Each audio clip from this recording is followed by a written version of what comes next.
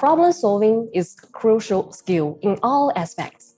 Problems presented to us could be in the long term, could be in the short term. They could be problems of your career or your life. So we are facing various problems every day.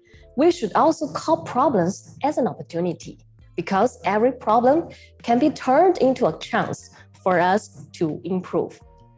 We need to identify the root cause of a problem.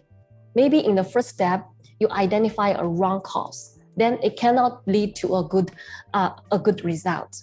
The second step, you need to generate the alternative solutions with your team members. The next step is evaluating and select an alternative.